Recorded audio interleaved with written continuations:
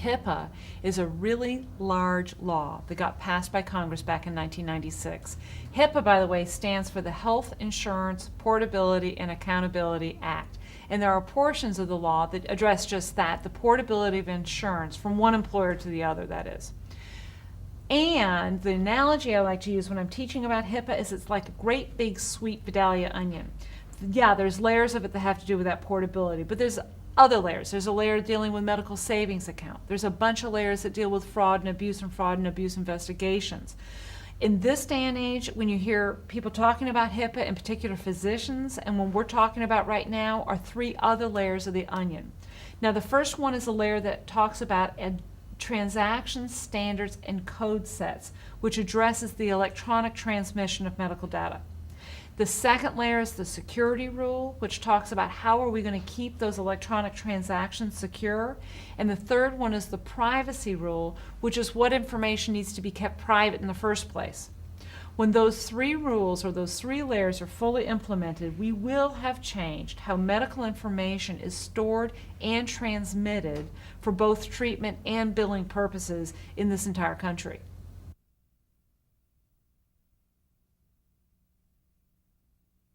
The truth is we've got a broken system, and I'll give you an example that we would all agree on, and that is billing. There are more than 500 different definitions of what a clean claim is operating in this country right now. So that means that you have to hire people who sit in your office trying to establish for every single payer they match to each patient, each treatment, just so you can bill for the services you rendered. And then at the end of the day, you don't get paid in a prompt fashion because you didn't bill correctly because of a clerical error and an incredibly confusing system. So our entire system is unnecessarily expensive, it's archaic, it's cumbersome. We all know that's that way. We all agree the system is broken, but no one can afford to fix it. If any one payer decided they were going to fix it, they would be outcompeted without a question. And so in addition to that broken system, we also have to look at how communication technologies are being used in medicine. Now, no one questions that this country has led the world in the advancement of medical technology. What has been accomplished is breathtaking. That's evident even in my own family. I'm married to a pediatrician, my dad is a hem-oncologist, and my grandfather was an OB-GYN. And what's happened in those three generations is absolutely extraordinary. Having said that, my husband is billing for his services a lot like my grandfather did. So it's very clear that in the area of communications, the medical community has fallen way, way behind. So, at least according to the government, if there's going to be further advances in healthcare in this country, it is going to be in the realm of communications, and that by improving the communication technology, we can not only improve your billing, but at least according to the government, we will also improve access and treatment in this country for everyone.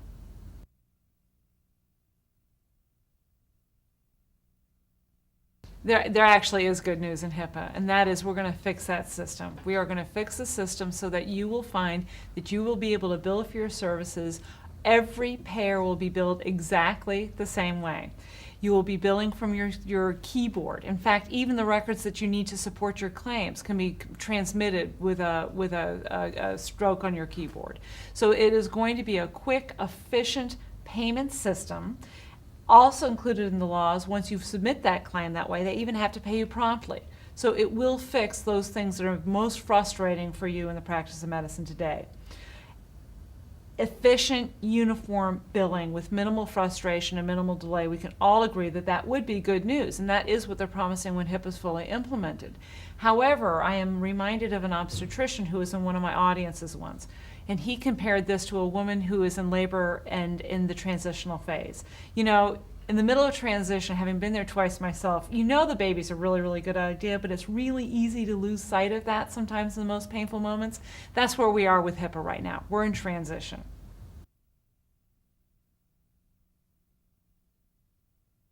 There is this misunderstanding of HIPAA, and a lot of physicians think they're going to have to give up their paper records, and that's actually not true. HIPAA, at least, is not going to make you go electronic.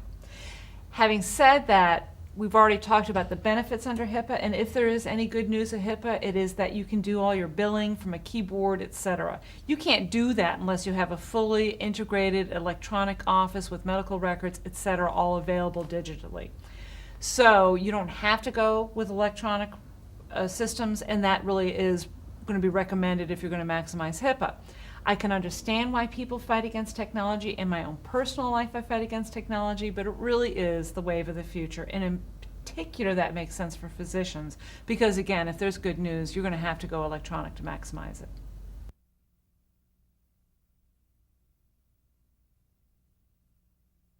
There are many physicians who believe that if they can avoid HIPAA altogether by avoiding electronic transmissions. It is true that if you're going to fall under HIPAA, you have to have some electronic transmissions. And because of that, there are doctors who are clinging onto their paper records, and I'm even aware of doctors who are going back to paper billing because they want to avoid HIPAA. But you have to be very, very careful if you do that, because it is not just that you have electronic transmissions, it is that there is an electronic transmission anywhere along the path. So let's say you stay with paper records and paper billing. Let's say you send that paper bill to your billing company and that they in turn transmit it electronically. Bingo, you're HIPAA connected. We all know at this point that Medicare is now requiring, or going to require this year, that everyone file claims electronically. Now, it is true that the smallest of offices can opt out of that requirement. How long they're going to have that exception open, I certainly am not in a position to say, although I'd be surprised if that's indefinite. But the problem is for you, if you want to avoid HIPAA, as we all know that as Medicare goes, so goes the nation. So last and certainly but not least, you can count on this being the standard that is enforced by all American courts. So let's say that you actually do successfully avoid HIPAA, you successfully avoid having any kind of electronic transmissions. You have paper records, you have paper billing, but a patient sues you for a privacy-related issue. When you get to court, the court will expect that you have complied with the privacy rule and all these components of HIPAA, even if you were not technically required to. So, clinging onto paper records is extremely short-sighted because even if it gets you out of the HIPAA now, it will certainly, sooner or later, you go electronic and you will fall under HIPAA, and that entire time you've avoided any of the benefits that were available to you through having an electronic system.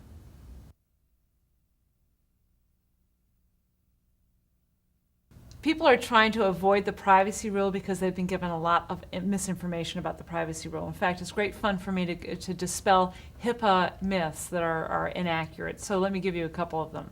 Have you been told, for instance, that you may not call patients from your waiting room by name? Absolutely wrong. The government has specifically said you may call people by name from your waiting room. You're not a bakery. They do not need to take a number, for God's sake.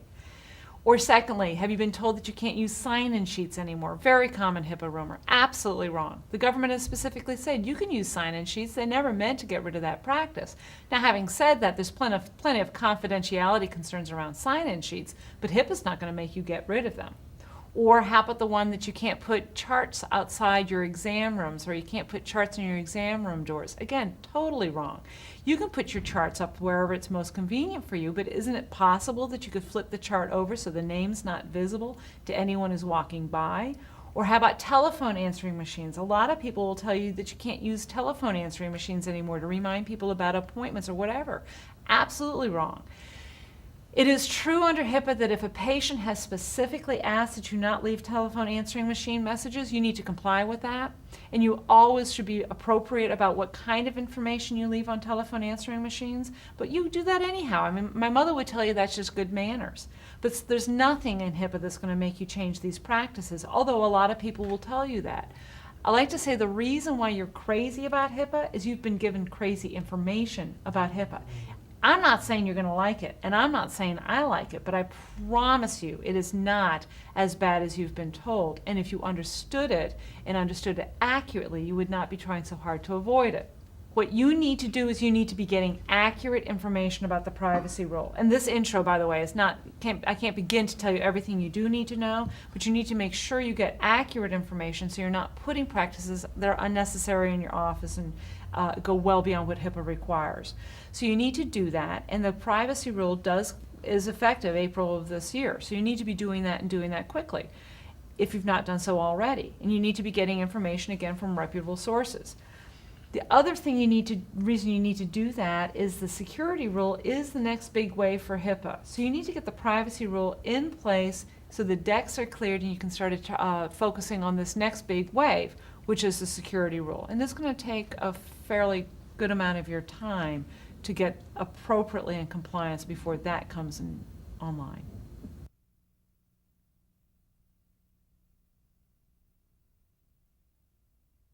Up until now, what I've been talking about really is the privacy rule. Remember in the beginning I said there was 3 layers of the onion that are this portion of HIPAA. The first one talks about electronic standards, transaction standards, and code sets, which is how we're going to make medical information electronic for both storage and transmission purposes.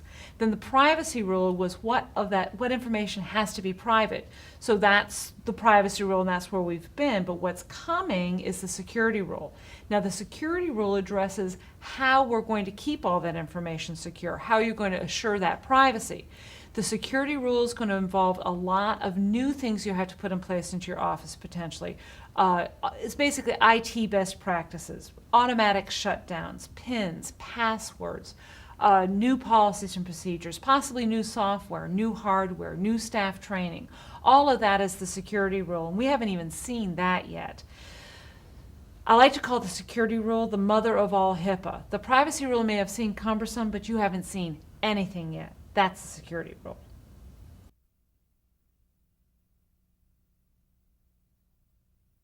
All of these security concerns are not anything new. This is no different when you go to your bank, when you shop on Main Street and hand them your credit card. If you go online to do business with a broker, you expect your information is going to be kept private and appropriately secure.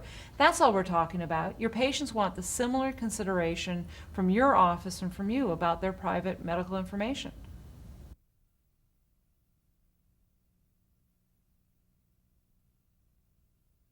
I understand people wanting to be told what to do, and it's not that easy. You do have some work you need to do. You have to get, first of all, in compliance with the privacy rule. And there's some very specific requirements in terms of privacy officer, policies and procedures, how you store information, what kind of information you release from your office, and under what terms you do that. So the privacy rule have requirements, and those requirements come online April of 2003. So you absolutely need to be in compliance with all of that. Having said that, there's plenty of places you can go, by the way, for information, because I certainly can't do that in this time we have. Go to a reputable source such as your medical association, the AMA, your specialty society, someone who will give you the true information of what you have to do to be in compliance with the privacy rule. Then the next thing you need to do quite quickly is you need to start getting ready for the next wave again, which is the security rule. Now, I want to tell you that I understand that one of the universal characteristics of physicians is the attitude, I can do that. Again, I'm related to a lot of physicians. It's like when my kitchen sink goes out, my husband always wants to fix it, and that's when I say, sweetheart, we're calling a plumber. I know you're smart people. You may actually be very good with technology, but this is not the time for you to figure it out on your own. Security rule has a lot of requirements that are quite specific, and you need to be sure that you're getting appropriate assistance in getting in compliance with that act. And as I indicated before, there are also a lot of people who want to sell you something, and they're going to use misinformation and fear to get you to buy. HIPAA has incited a feeding frenzy. So you need someone to help you, but you need to do your homework as well. Get your references, find out who you're doing business with. If they're going to get you in compliance, make sure they're going to do that accurately, but also are they going to be around to help you down the line should problems arise. So I'm not telling you to do this on your own, but I am telling you to do your homework before you decide anyone's going to help you with a security rule.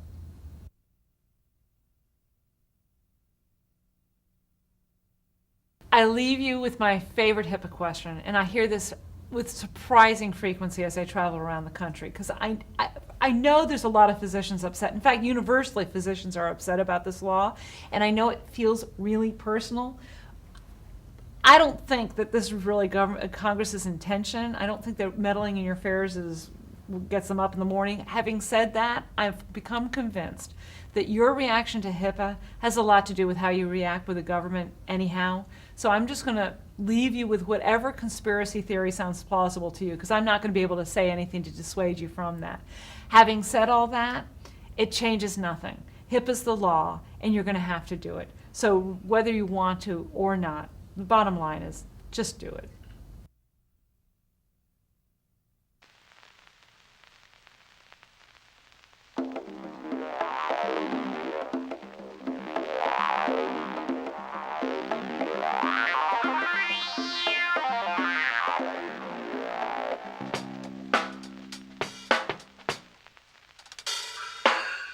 Lately, something's wrong with Charlie.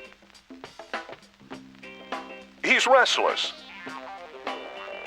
preoccupied, insecure. Say, Charlie, maybe it's time we talk to a professional. You bet.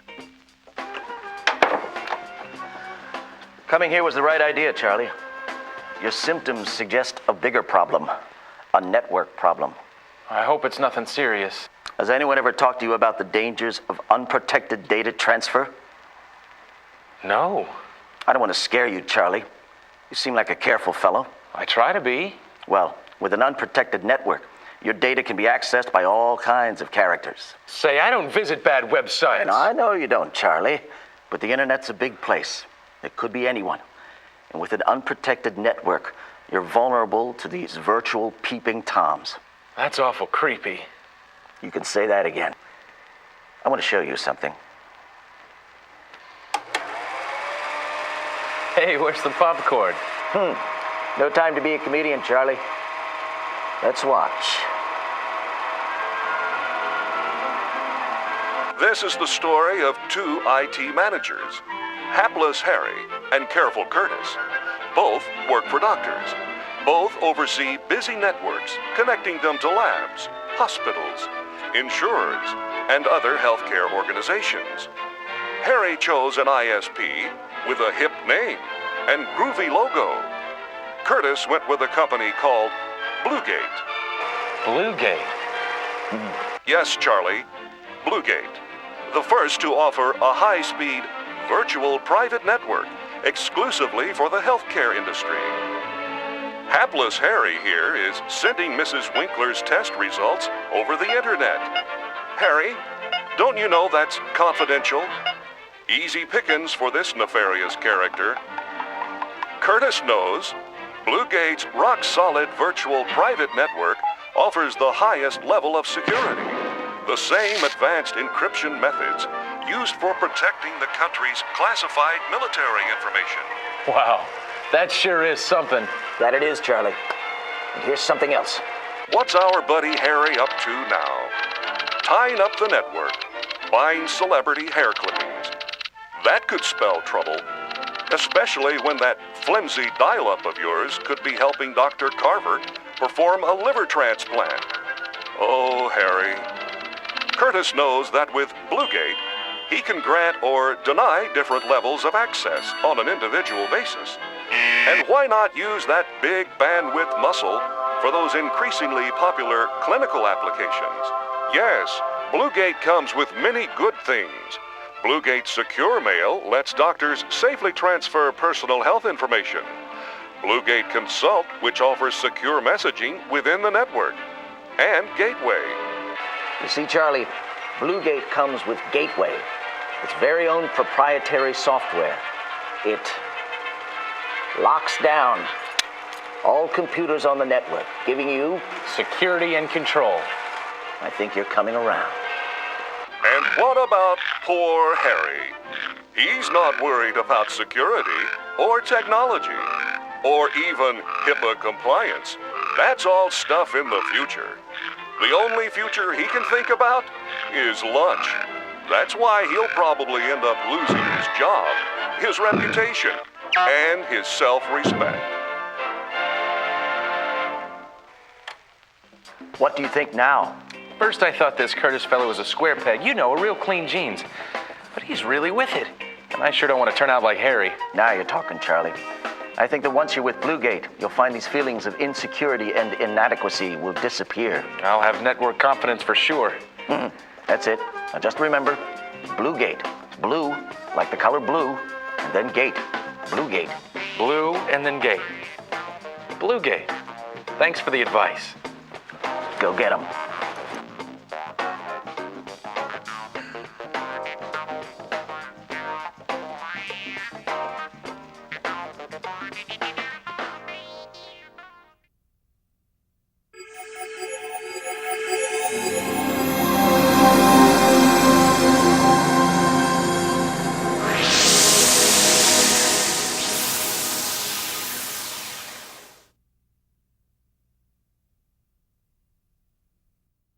Hi, I'm Manfred Sternberg, Chief Executive Officer of Crescent Communications, the creators of Bluegate. The idea behind Bluegate is simple. We realize that the healthcare industry has a very unique set of needs. It's no longer about simply obtaining network connectivity at the lowest possible price. It's about value, security, and confidence. It's about issues like HIPAA. These were the concerns, your concerns, that drove us to create the first virtual private network exclusively dedicated to securing healthcare communication in America, Bluegate. We've told you about some of the benefits that come with Bluegate, like Gateway, which controls access, Consult, which offers secure chat,